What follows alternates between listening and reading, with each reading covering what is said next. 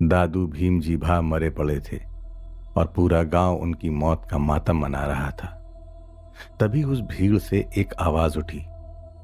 दादू भीम जी भा मरे नहीं हैं, उन्हें मारा गया है, खून किया गया है इनका। सबने देखा तो यह आवाज हीरा की थी। हीरा करीबन 35 साल का था। गांव के बदमाश लोगों में हीरा की गिनती होती थी। हीरा की नजर और नीयत दोनों के खराब चलते कोई भी उसे अपनी बेटी देने के लिए तैयार नहीं था और इसी कारण से कुछ समय से हीरा की नजर ममता पे थी। हीरा ने सबको बताया कि दादू भीम जी भा की मौत के लिए ममता और उसके घर में आया छोटा बच्चा जिम्मेदार है। हीरा ने दादू भीम जी भा की भविष्यवाणी की बात करते हुए सबको ममता के खिलाफ भड़काते हुए कहा, चलो चलते हैं ममता के घर। चौरंगा के सभी लोग ममता के आंगन में जमा हो गए और सभी ममता को घर के बाहर बुलाने लगे। बाहर आओ ममता, बाहर आओ। वो बच्चा किसका पाप है, उसे भी साथ में ले आना। दादू भीम जी भा का खूनी है वो नन्हा शैतान। तुम उसे कुएं में डाल दो या ये काम हमें करने दो। ममता, तुम बाहर आ रही हो या तुम्हारे घर को आग लगा दें? बहती गंगा में हाथ धोते हुए हीरा बोल पड़ा, यही बेहतर होगा। ना रहेगा बांस, ना बजेगी बांसुरी। लोगों का हंगामा सुनकर ममता घर के बाहर तो आ पहुंची, पर जैसे ही ममता बाहर आई उसकी नजर बदमाश हीरा से मिली। उसी के साथ ममता को याद आया कि कल रात उसकी हीरा के साथ क्या बात हुई थी। जब दादू भीम जी भा ममता के आंगन से निकल गए तो दादू के जाने के बाद हीरा ममता के पास आया और उसने ममता के सामने एक शर्त रखी। अगर तुम मुझसे शादी करने के लिए मान जाती हो तो मैं इस बच्चे की मौत और उसके तांडव वाला राज किसी को नहीं बताऊंगा। पर ममता ने हीरा की बात नहीं मानी और इसी बात का खुन्नस निकालते हुए हीरा सबको ममता के आंगन में ले आया। पर अभी भी एक बात से पर्दा नहीं हटा था कि आखिर दादू भीम जी भा की मौत हुई कैसे। हर कोई ममता के नाम पर चिल्ला रहा था। तभी मौके का फायदा उठाते हुए हीरा ने अपने हाथ में एक पत्थर उठा लिया। मारो इस ममता को। हीरा ने पत्थर ममता की ओर फेंका। इससे पहले कि ममता को पत्थर लगता वो पत्थर हवा में ही रुक गया। पत्थर हवा में कैसे रुक सकता था? सबने मुड़कर देखा तो अच्युत चारण वहां खड़े थे। सफेद लंबी दाढ़ी, सफेद भंवरे, ऊंचा कद, माथे पर भस्म और भस्म के ऊपर लाल चमकता हुआ तिलक। अच्युत चारण को देखकर हर किसी ने अपना सर झुका लिया और अच्युत चारण को जाने के लिए जगह दे दी। अच्युत चारण ने अपनी विद्या शक्ति से हवा में लटक रहे पत्थर को जमीन पर गिरा दिया। फिर ममता के हाथ से बच्चे को अपने हाथ में लेते हुए गांव के लोगों से कहा, यह बच्चा मेरे बेटे केशव का बेटा है, इसलिए कोई भी इस बच्चे के खिलाफ एक शब्द नहीं कहेगा। हीरा ने देखा अच्युत चारण के सामने कोई भी नहीं बोल पा रहा था। हीरा को अपने हाथ से बाजी और ममता दोनों सरकते हुए दिखाई दी तो हीरा ने कहा, लेकिन दादू भीम जी भा बता रहे थे कि इस बच्चे की एनर्जी नेगेटिव और विनाशक है। दादू भीम जी भा ने बच्चे के चेहरे को देखा और बच्चे को हवा में उछालते हुए कहा, तो मैं आज से इस बच्चे की एनर्जी बदल देता हूं, इसे विनाशक से रक्षक बना देता हूं। अच्युत चारण ने बच्चे को हाथ में पकड़ते हुए कहा, आज से मैं इसका नाम ध्रुव रखता हूं, अविचल ध्रुव, तारे की तरह मेरा पोता। मेरी ही तरह अपनी पॉजिटिव ऊर्जा से सबकी मदद करेगा। लेकिन हीरा अभी भी अच्युत चारण की बात मानने के लिए तैयार नहीं था। वो कुछ भी करके ममता से शादी करना चाहता था या ममता को गांव से बाहर निकालना चाहता था। अच्युत चारण हीरा की नीयत समझ चुके थे। अच्युत ने बताया, आप सबको तकलीफ ना हो, इसलिए मैं बच्चे और ममता को मेरे साथ पर्वत पर रहने के लिए लेकर जा रहा हूं, ताकि आप सब शांति से जी सकें। अच्युत चारण ममता और ध्रुव को लेकर चुपचाप गांव से निकल गए। पर उस दिन से गांव में अजीबो गरीब घटनाएं होना शुरू हो गईं। गांव का यम तालाब अचानक से बोलता हो गया। रात को यम तालाब से आवाजें आती, चले आओ, मेरे पास आओ। जो लोग कमजोर दिल के रहते थे उनको यम तालाब तुरंत खुद में समा लेता था, और जिन्हें यम तालाब अपने पास बुलाकर भी खुद में नहीं खींच सकता था, यम तालाब उन सब की एनर्जी खींच लेता था और वो लोग बीमार हो जाते थे। इतना ही नहीं, गांव की जो पुरानी हवेली थी जिस पर दादू भीम जी भा ने अपने हाथों से ताला लगाया था, उस हवेली के पास से जो भी गुजरता वो गायब होने लगता। इस कारण से गांव के लोग अब यम तालाब से भी दूरी रखने लगे थे, और जहां पुरानी हवेली थी वहां से भी नहीं गुजरते थे। पर फिर भी महीने में 1-2 लोग गायब हो ही जाते थे।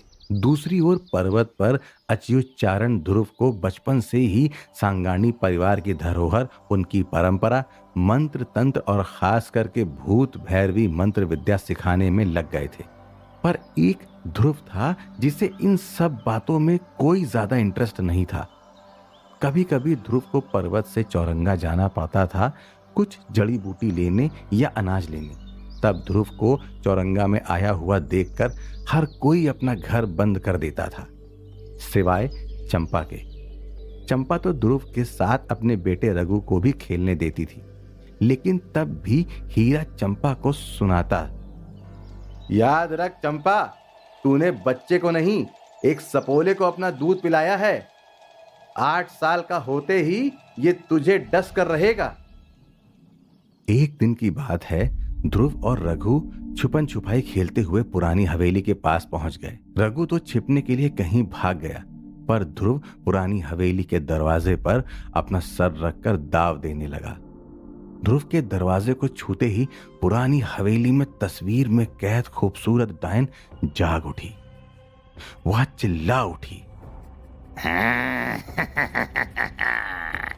यही है वो हाथ, यही है। फिर डायन ने अपने आसपास के दीवारों पर चिपकी हुई बेलों को जगाने का आदेश देते हुए कहा, वो आ गया है, जाओ उसे पकड़ कर ले आओ। डायन का आदेश मिलते ही पुरानी हवेली में लगी हुई बेलें जाग उठी और एक सांप की सेना की तरह दरवाजे की ओर भागी।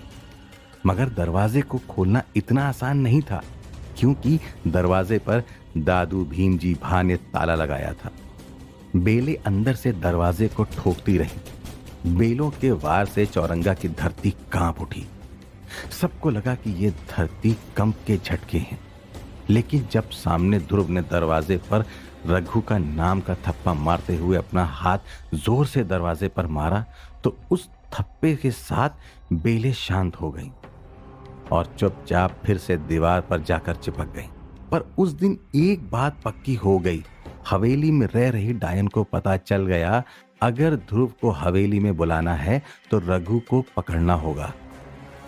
रात भर तस्वीर में कैद डायन रघु का नाम बोलती रही और हंसती रही, और ऐसे हंसती रही कि उसकी हंसी की कंपन से गांव के चौराहे पर खड़े गोल गुंबज मंदिर का घंटा पूरी रात बजता रहा, और चौरंगा में कोई भी इंसान पूरी रात चैन से नहीं सो पाया। समय बीतता गया और ध्रुव कब 8 साल का होने आया किसी को याद ही नहीं रहा। आज सुबह से ही मौसम खराब था और पता नहीं क्यों पर अच्युतचारण का मन बेचैन हुए जा रहा था।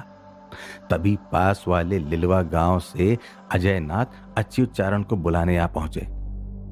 अजय नाथ ने बताया कि उनके खानदानी घर में पता नहीं क्या हो गया है, जो भी घर के अंदर जाता है वो कमरे में उल्टा लटक जाता है।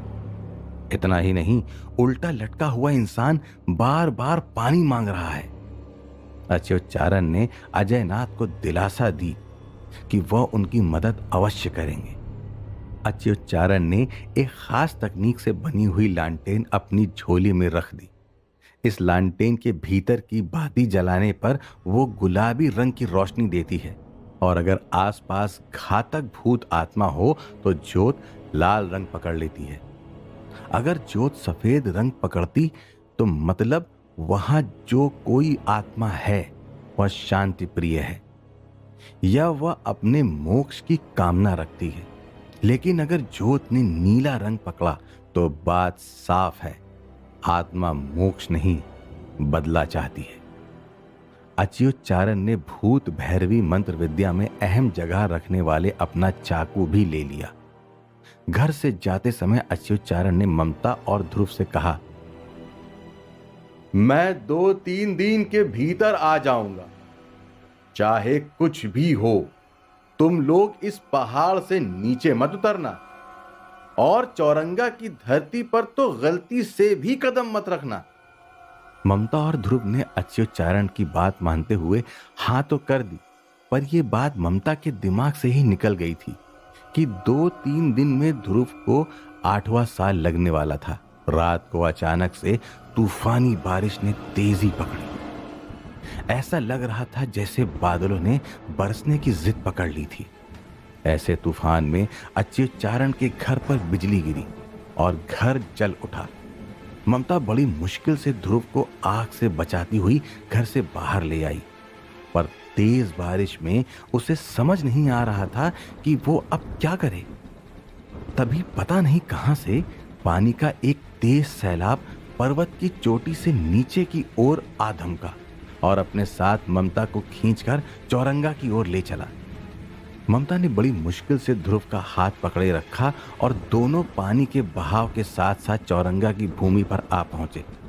जैसे ही ध्रुव ने चौरंगा की जमीन पर कदम रखा, पुरानी हवेली में तस्वीर में कैद खूबसूरत डायन खुशी से झूम उठी।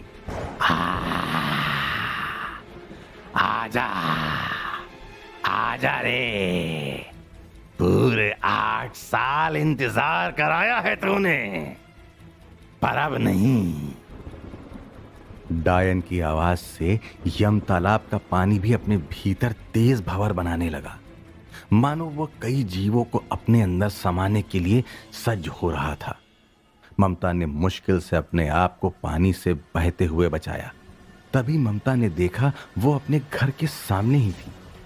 अब बेचारी ममता ये कैसे समझ पाती कि ये सारा उस तस्वीर की डायन का ही रचाया हुआ खेल है।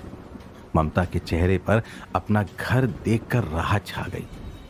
ममता को याद ही नहीं रहा कि अच्युतचारण ने खास कहा था कि चाहे कुछ भी हो जाए, ममता या ध्रुव को चौरंगा की भूमि पर कदम नहीं रखना है।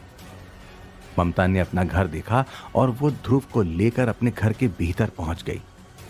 दूसरे ही पल उस सैलाब के पानी को यम तालाब ने अपने भीतर खींच लिया और रास्ते ऐसे साफ हो गए जैसे यहां बारिश की एक बूंद भी नहीं गिरी हो।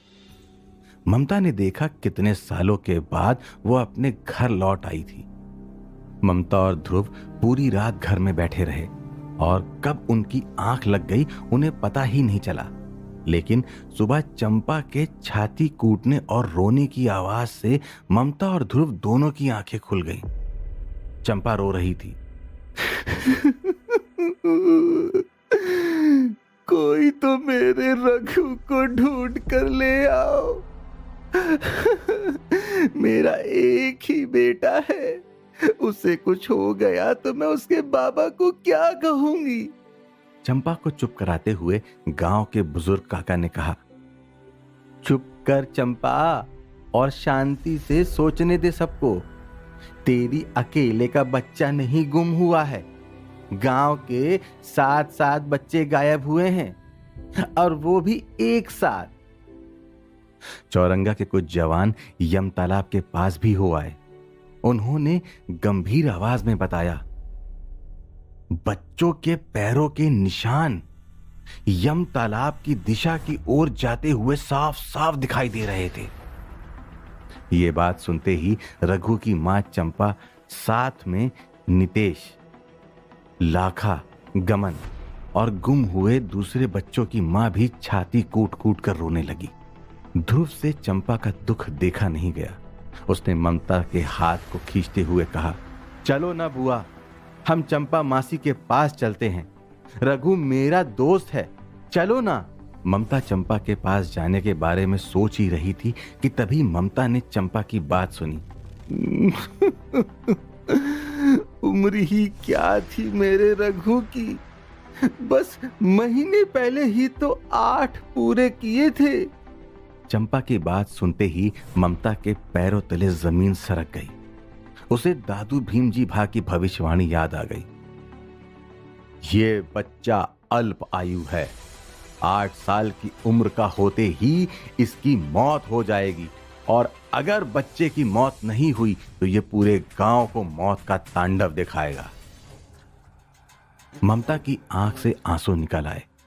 ध्रुव रघु से 1 महीने छोटा था, मतलब 1 या 2 दिन के भीतर ध्रुव मरने वाला था। अब देखने वाली बात यह थी कि जब लोग ममता और ध्रुव को गांव में आया हुआ देखेंगे तो उनका रिएक्शन क्या होगा। क्या ध्रुव मर जाएगा या पूरे चौरंगा को मौत का नजारा दिखाएगा? जानने के लिए सुनते रहिए